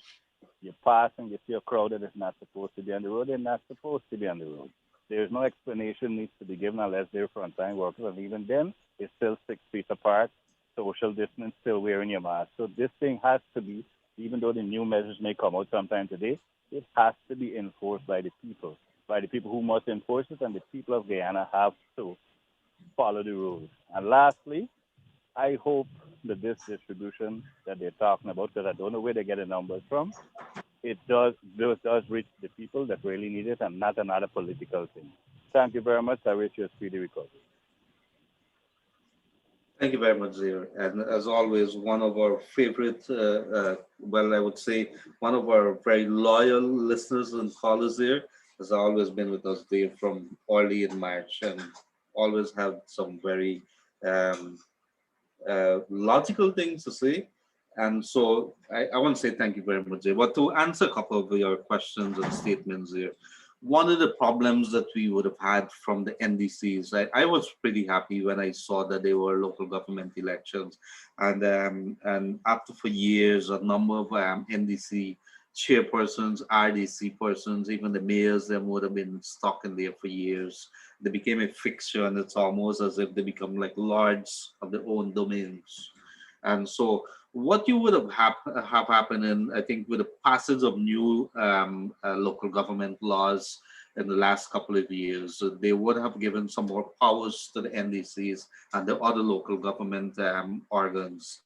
I had a problem because many of them don't understand. One of the big problems that the NDCs would have was the collection of rates and taxes. Imagine a man is paying $3,000 a month, $4,000 a month, and then you expect to have the kind of services that you would want to see: collection of garbage, the cleaning of your back alley, and so on. And when they don't do it, you say, "Well, it's the government fault," but the NDC need to do the job. And if you understand that you have a lot of powers, that you could raise rates. I'm not saying raise the rates, but I'm saying if you got half of the village who's not paying those rates and taxes, and the NDC is not doing anything about it, and I'm using NDC as an example because I'm living in a village on the East Bank, and it's a big area, the Grove Diamond area. It's a Grove Diamond. You have the Old Grove, then you have Samad Point, and then there's Caneville, so some very big areas. And if you look at the number of persons, it's thousands of persons literally. I think it's between this couple area here, I believe maybe it's about 56 or 70,000 persons live within the Grove Diamond, Caneville area there. And so if you have those kind of figures that's happened there, imagine the kind of collection that you could have to develop it. But if you don't do your work and you don't, good with enforcement, I think the big problem is that many of the persons are not very much aware of what some of their powers are, and even within the NDC, they look towards the political management to be able to tell them what to do and what not to do. So we got to be very careful. I think that the call is right. Let us maybe see some more educational training. Let's see some training for these NDC people, for them to understand that they have some powers. It is important that we do that. And I hear what the caller is saying, and let's hope also that the COVID-19 assistance is going to come out, that it is based on scientific gathering of information and saying that these are the people who are going to be first in line for assistance. And I said it before, the pensioners, the single mothers, pensioners, single mothers. There's a lot of kids who've been left out there that has been lost the parents and things like that. These are people who are going to be there. The policemen, the healthcare workers, so many areas that we have to look in. These are people who are not getting so much money. But at the same time, of course, there would have been thousands who would have lost their jobs because of COVID-19. You have to figure them some way in that entire list. And I would like to see when they come out with that list that these are the people who figure someday out. Of course, we can't forget the bottom line. Where's the resources going to come from? So the resources are going to be very limited. So you have to ensure that those resources get to the people. And if it doesn't get to the people, we have to ensure that the managers of this does not allow it that it goes to party members and things like that. We understand how these things work, but in the past, poor management has been blamed for the poor people who really needed it, the vulnerable, not getting it. And so when you hear the amount of persons crying, and of course there's that 30,000 plus Venezuelans here who would have been coming as migrants and who've been squatting and who've been living all over the place. How do you deal with that situation? So we have many things, many questions to ask, and let us see how that goes. We have about 30 minutes more. Let us ask our callers again to come in with, and we want to hear from you guys. I'm sorry we could not have been able to read some of those texts. I'm going to try to get the number down by here today. But I want you guys to know that you have to take care. I can't stress it enough. Take care on the road. Make sure that you protect yourself. If you're in the stores and you guys are listening, make sure that you mask up. It is imperative that you do that. If somebody's coming into your store or coming into your place of business and they're not protected in a proper manner, into your minibus, into wherever you are, make sure if you see them and not wear mask, you head the opposite direction. So it is what you need to do. So, Raj, do we have another caller there? Could we go straight to the caller? Yes, good afternoon. Good afternoon, caller, you on the air. Hello, good afternoon. Good afternoon, caller, you on the air. Hello, Yes, good afternoon. caller. Good afternoon. Hello, Go ahead. Yes, good afternoon, you on the air. Go ahead. I calling from Tuition, right? Yes. I'm calling from Tuition concern about the house lot. Okay, what about your house lot? I put in house lot in 2014, and every time when I go in, they turn me down steady. They say, come back. Yes. We did have the Minister of Housing, I think it was on Friday evening, Minister of Housing Colin Crowell, and what he would have said to us that they have 68,000 persons on list right now. They are going through the list to see how they could deal with it. Where did you apply for the house lots? At Tuition. At Tuition. All right. Yes. Keep checking with them because he said they put everything on a hold because they saw some irregularities and they want to ensure that that people didn't get who weren't supposed to get. Because there were even reports that people who had house lots, who had homes, and if you already have a home, you can apply for a house lot, a government house lot under the normal channels. You probably would have to buy another property somewhere for somebody else. So they're saying they're reviewing those applications at the moment. We did talk to the minister about that. So keep checking with the Ministry of Housing. They are going to make some announcements. Okay, and one more thing I want to say. We are not getting no help in Tuition. Yes, go ahead. We're not getting no help in Tuition. All right. I think the ministry, and I think based on what we would have spoken to the ministers with, they are making up that list right now. They don't have a list of people who need the help, so they're making up that list right now. And while they have a list that is from the Ministry of Human Services, it's not enough. It does not include those persons who would have lost their jobs and so they're busy putting together that list. All right. All right? Yeah. Thank you very much. So keep checking with the Ministry of Housing. They are looking into that matter. All right, thanks. Thank you very much, dear. So I want to say good day to all the folks down in Tuition on the east bank of Essequibo. Puerto Rico, how are you guys doing there? And of course, to the Essequibo Islands, Leg One, Wakenham, how are you guys doing? Hog Island, Essequibo Coast, and the Pomeroon River. Hope you guys are hearing us loud and clear. And Barbies, the neck area there where our tower is. I want to say good day to you guys all the way to Molson Creek, Blackbush Folder, and of course, New Amsterdam, a quaint little place. I was there a couple of weeks back and I love the architecture. There's so much history that is there in New Amsterdam. And if you've not gone there, there's a couple of good hotels there. Those who could afford it, it's a good place to go back and throw back a 2 days. and just cool your head a little with all this thing. But do not do anything that is going to expose yourself to this COVID-19 right now. I want you guys to remain safe. It is imperative that you do that. In this country, it is our responsibility, and Gildarie will be calling you every single day as we go down, that you should take care of yourself. Wash your hands, wear your mask. Wash your hands, wear your mask. It's going to become kind of an anthem for you guys here. So I want to say a good day to the ministers within our government, President Irfanali, family, and the rest of the folks. You guys take care of yourself. The leader of the opposition, Joseph Harmon, and the rest of the opposition team. How are you guys doing?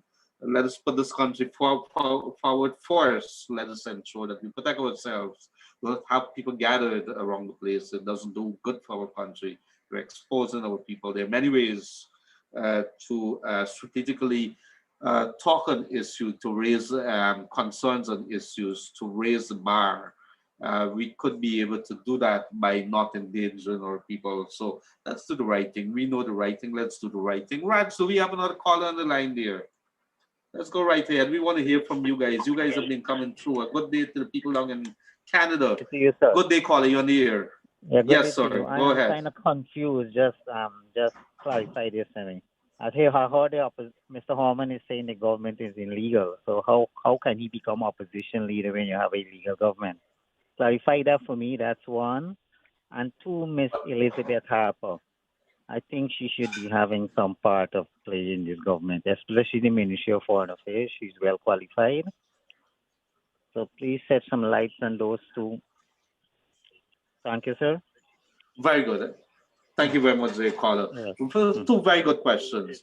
I can recall this government coming in, and I think it was Carl Greenwich. Carl Greenwich would have been retained to advise the government on the border issues, especially we have a court We have a court case, a major court case at the International Court in The Hague, and that has to do with the Venezuela border. So what I can tell you is that this government here retained a former minister, Foreign Affairs Minister, Carl Greenwich. Shocked a lot of people, but when you protect in this country and you want to ensure that you have all the advice there and all the expertise there, you have to go beyond what you have within your ranks, and they reach across the political area there, and they got Carl Greenwich. And so what do you have with regards to Elizabeth Harper? I think the previous government, although she was a prime ministerial candidate, they would have retained her in the Ministry of Foreign Affairs. She has years and years of experience. I mean, we'd have to find out whether they have retained her. We don't know. What we do know is that she was working at the Ministry of Foreign Affairs under the last administration, although she was a prime ministerial candidate under the previous administration. So it's an interesting question there. With regards to Mr. Harmon, what I can tell you is that Mr. Harmon has been making a lot of statements. Political figures do make a lot of statements, and so some of it would defy logics. If he is stating that the government is illegal, yet you go into Parliament, I think you're obligated to go to Parliament if Parliament is convened. You don't want to stay out of Parliament. But however, he has a reason why he would say that. It might not necessarily be in tune with what logic stands for. That's how I would explain it to you. I'm not sure whether I've answered the question here. Yeah, but he still wants to be opposition leader, and he said the government is legal. I mean, I don't know how we gonna play it up or how that's gonna happen.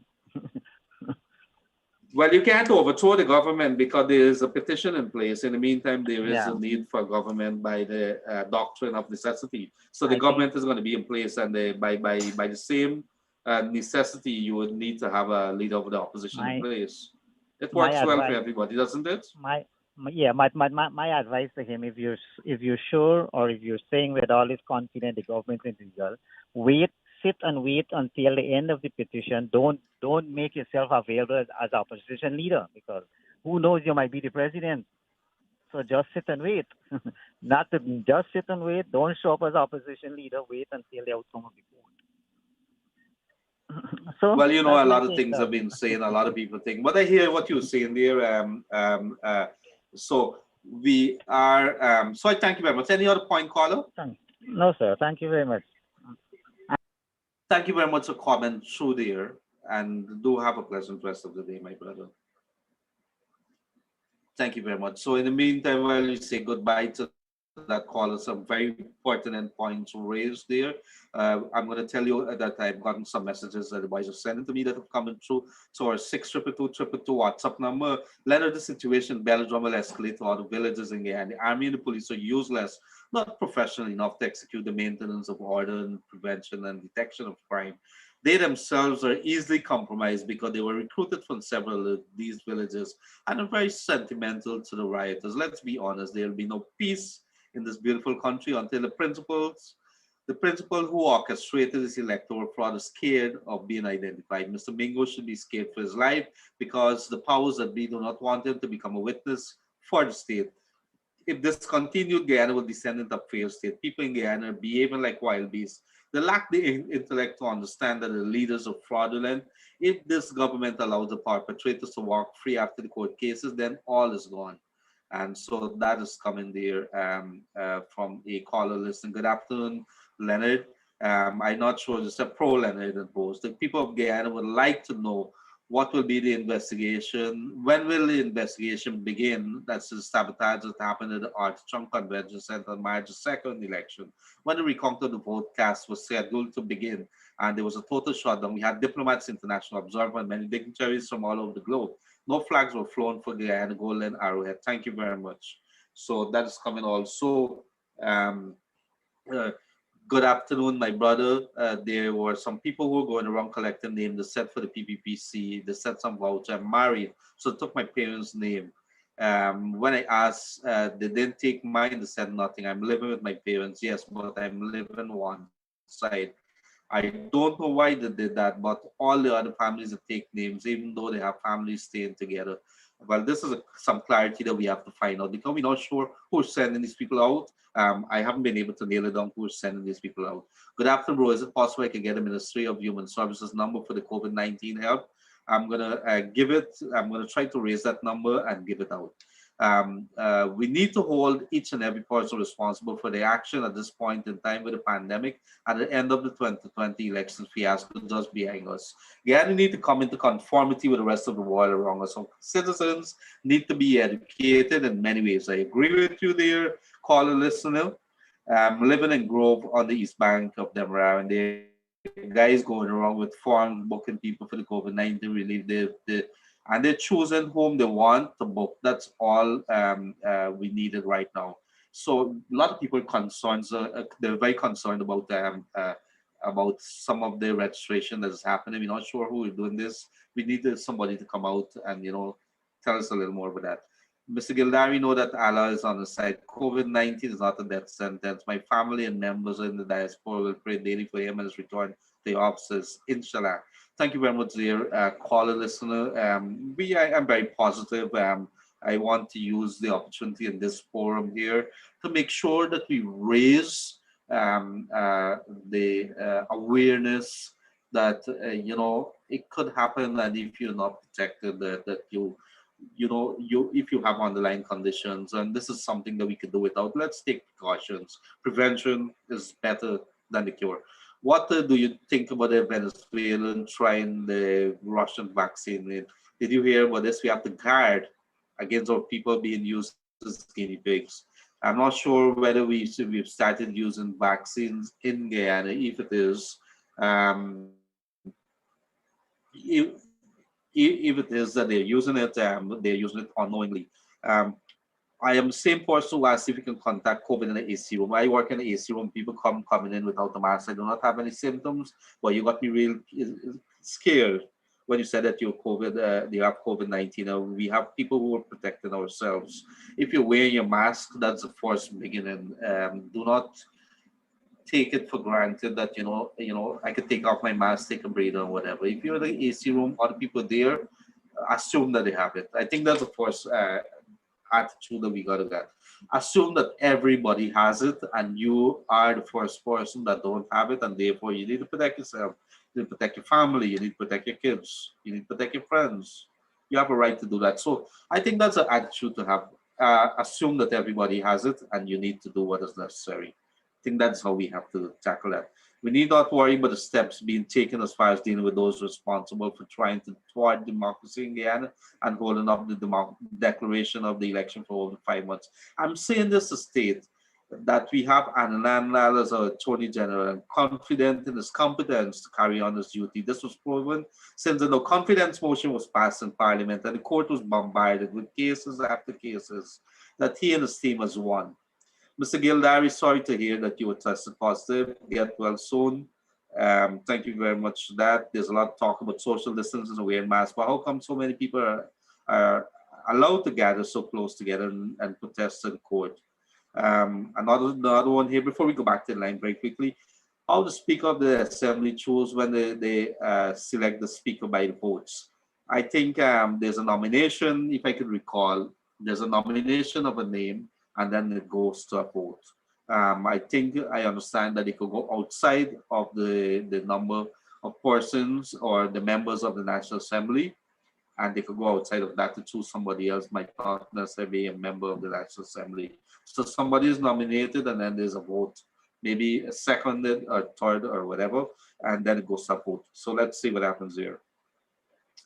Leonard, use fever grass. He also inhale the vapors of the fever grass through your nose and the mouth.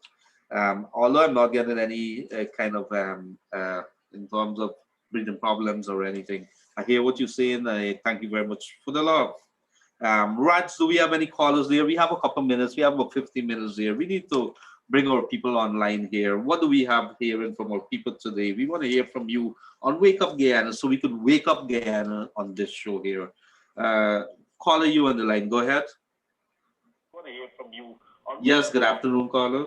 Hi, Mr. Gildarie. Good afternoon. Yes, good afternoon, caller. I heard about your subject. Good afternoon, oh ma'am. my God, I'm sorry about it. You take care. I'm a regular listener on your program, and I call 1-2 times. I'm the person that called, I think it was last month or during the election time when the disturbances, and I said my family and I went up at Pleasance and we were sharing greens and provisions and so on the trucks and yes, I'm from Kaieteur.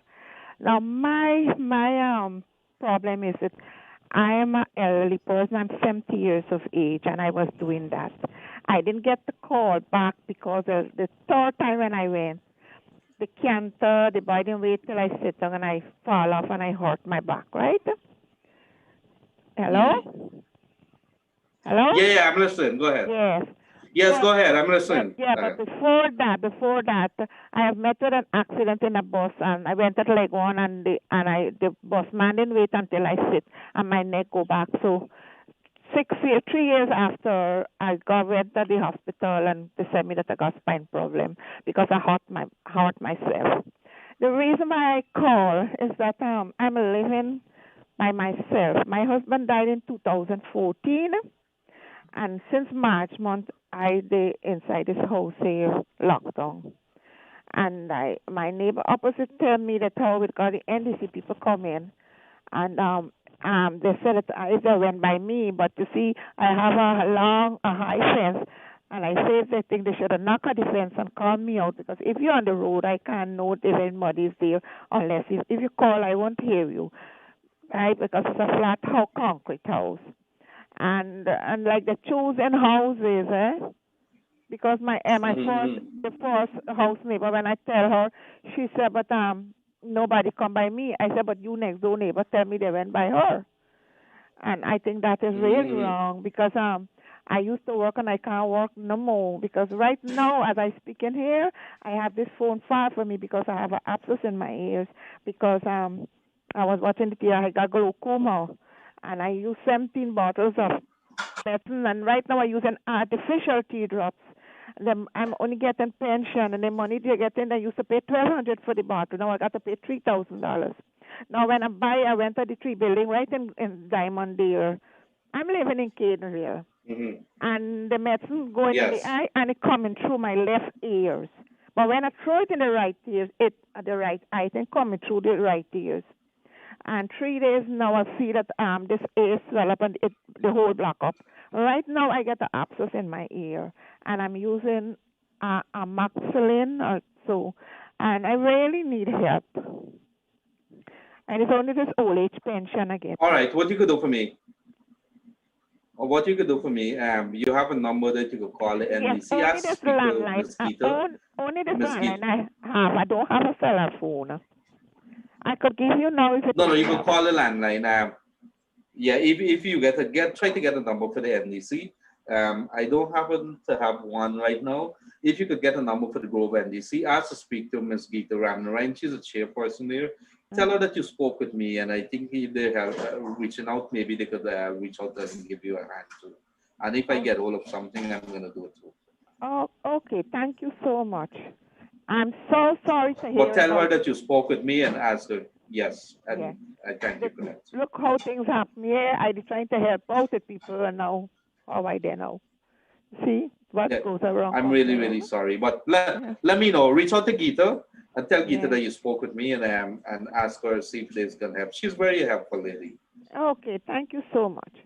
Thank you so much, Mr. Gildarie. God bless, and I hope that I hope that you get better too. So it is coming down to 10 minutes before program time, and let me see if there's some other thing that I could read to you here that has been sent. The government has ordered a new curfew throughout Guyana effective Tuesday, September the 1st. The new curfew is 6 a.m. to 6 p.m. This is in light of the rapid spread of COVID-19. You remember that we had pushed it back, or it was pushed back until 9 o'clock every evening. And in some areas, it would have been, I think it went to 5 o'clock. Now you would have seen that it has gone back to 6 a.m. to 6 p.m. to 6 a.m. This is very good news because we would have been asking maybe for some strengthening of these regulations when it comes to COVID-19. A lot of persons were doing things that they're not supposed to be doing, and hence it was deeply worrying when we saw those numbers rise. It was a deadly August month for the entire Guyana. So many persons would have died. I think it's about 15 persons, more than 15, 20 persons would have died just for the month of August. In one day alone, we would have had 3 deaths being reported. So this is not something that we would like. I saw yesterday that the entire country was mourning because a doctor, I think, a good doctor that everybody liked, Mr. Dr. Bram. I think he was popularly known as good pediatrician.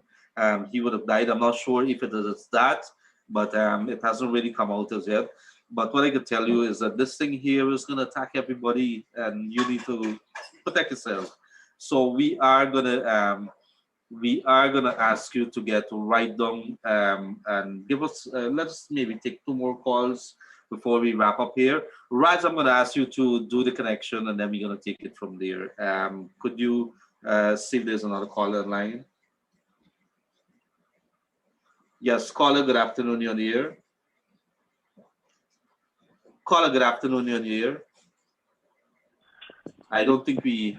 Yes, go ahead, caller, you're on the air. Good afternoon.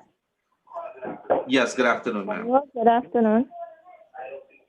Yes, good afternoon. Hello, We hear good you clear. afternoon. Go ahead.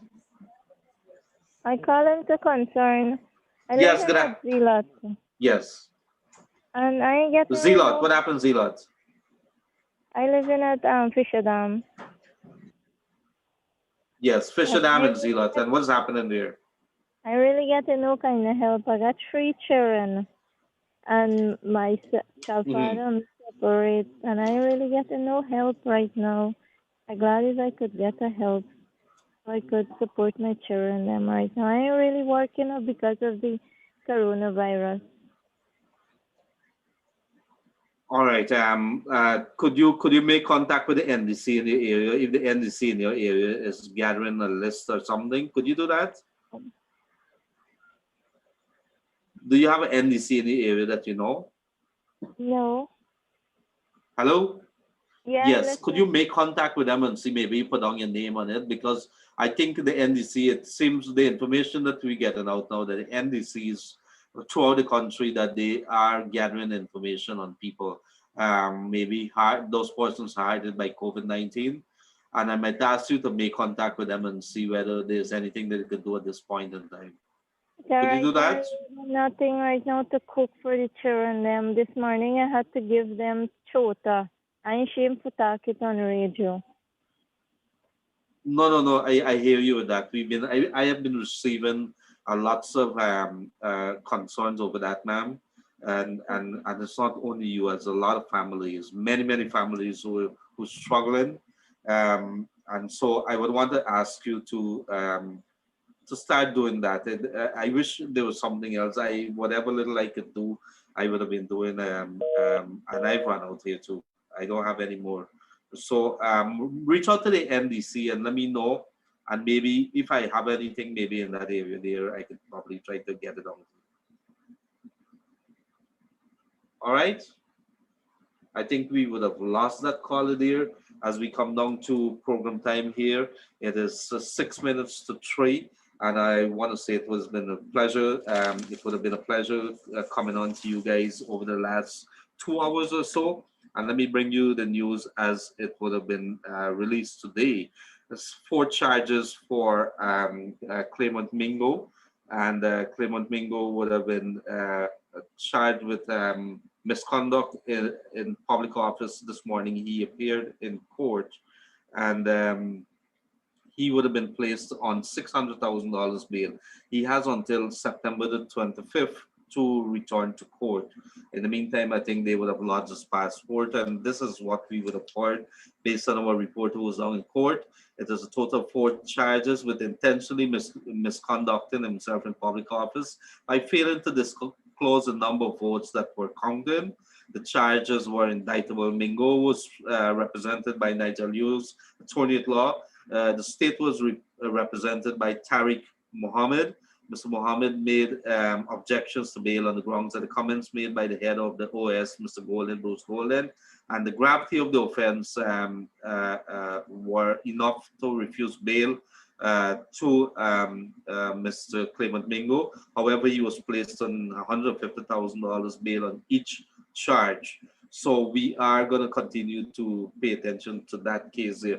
In the meantime, 3 more GCOM staffers are scheduled to appear in court.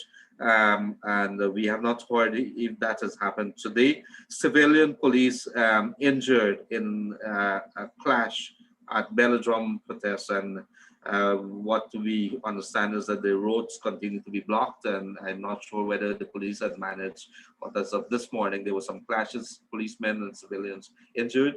The GWI has a new CEO. It was a former CEO, Sheikh Bashi, would have been let loose in 2015 by the coalition government.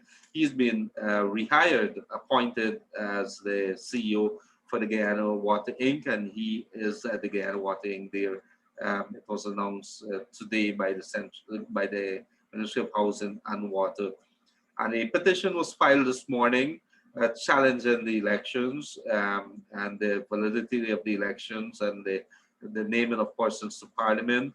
It was filed by Roysdale Ford Senior Counsel on behalf of the opposition. And of course, on the street this morning would have been former President David Granger and opposition leader Joseph Harmon. So that is the news that we have with you right at the moment. So before we close, I would want to say to you that you guys, in closing, you guys make sure that you protect yourself. We are down to program time. It has been a pleasure as always. Thank you for joining us wherever you've joined us from overseas, whether it's overseas, whether it's locally. We have so many persons all across this beautiful land of ours would have been with us wanting to hear news of what is happening in this country of ours. And so I want you guys, I'm stressing, I'm underscoring, I'm appealing to you guys. Make sure that you wear your mask, that you protect yourself. Do not go hang out anywhere in large crowds. Get what you have to do, or get the business on the road over with and done, and get back home. Do not, if you see anybody that's around you, do not wear a mask. Make sure that you insist that they wear a mask, or you move away from wherever they are. So let's protect ourselves. You owe it to yourselves. You owe it to the children. You owe it to your family, and assume that everybody else has it except you. So you need to take the necessary precautions. So I want to say good day. Thank you very much for joining us on this Wake Up Guyana show on Kaieteur Radio 99.1, 99.5. You could get, or you could look if you missed it, a copy of this program, the video, on Kaieteur Radio on Facebook, or you could also get us on Kaieteur Radio live stream, YouTube.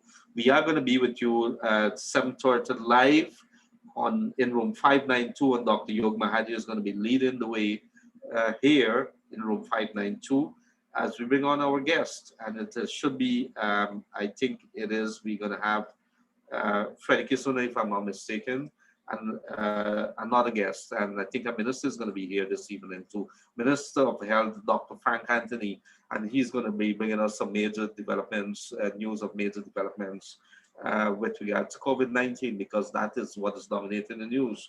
So have a very pleasant rest of the day. Thank you very much for joining us. And thank you very much for the support. Have a pleasant rest of the day until then. And thank you very much to our technicians down in the studio there. As always, wonderful support from you guys, Raj and Joshua. Thank you very much.